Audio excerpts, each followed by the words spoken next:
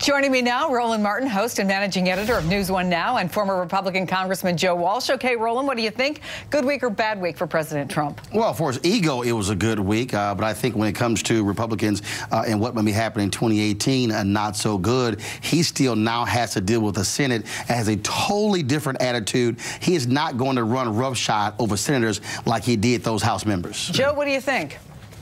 Hey, Chris, it pains me to say this, but this was a great week for Democrats. I mean, the Republicans passed a spending bill that increases spending. They passed a health care bill that doesn't repeal Obamacare and doesn't protect pre-existing conditions. There's a reason why, and Roland Martin's right, there's a reason why Nancy Pelosi and the Democrats are smiling this week. This was a bad week for Republicans. How, Joe, does a Republican who voted for this health care bill go back into their district and defend it? There was this article in Huffington Post, for example, where they interviewed a lot of people worried about their health care, and the quote that's the big headline is, "I keep wondering why they want to kill me." There is a deep emotional component to this.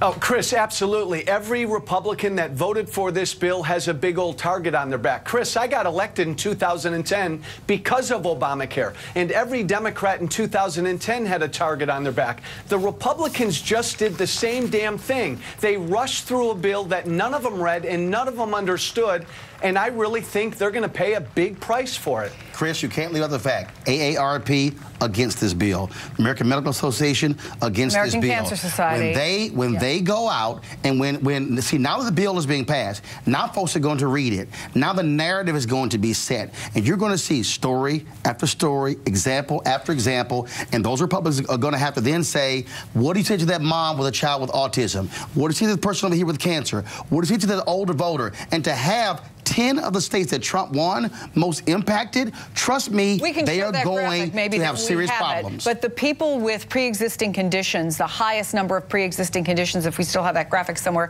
are in states that voted for Trump. But how do the Democrats take this and not make it highly political, understand that there are changes that need to be made, and work with the Republicans to try to get a bill that actually addresses places like Iowa and Virginia? And we just had Governor Hickenlooper on from Colorado. He acknowledged that there are problems in his own state. But here's the issue. Republicans control the House, the Senate, and the White House. They are going to have to extend the olive branch. The same thing they wanted President Obama to do, they're going to have to say, Democrats, we're going to need you on this, because Democrats are saying, I'm not going to throw a drowning person a lifeboat or a life raft. This is on you.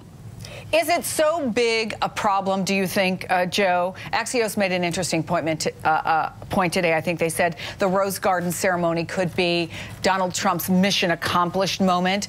Is it like that? Hey, Chris, that's a Democrats campaign commercial. I mean, that's like celebrating kicking a field goal in the first quarter. If I'm a Democrat, again, they shouldn't be singing on the House floor either. Look, here's the problem. Insurers are still going to leave the marketplace and premiums are going to go up. But the difference now is Republicans own this thing. Democrats ought to sit back, because now Republicans own it, Chris. Yeah, speaking of that campaign commercial, can we show that picture from yesterday? We only have 15 seconds left, Roland. But when you look at this picture, look who he's surrounded by. And if you can see even a woman there, I think there's a woman right over Mike Pence's left shoulder. And people but again, of color? That's part of the issue. No people of color. And that embodies the Republican Party. Trust me, Democrat ad makers are sitting here saying manna from heaven. It's going to bite him in the butt, Chris. It's going to bite him. Joe Walsh, thank you so much. Always good to see both of you. Chris. Roland Martin, thank you.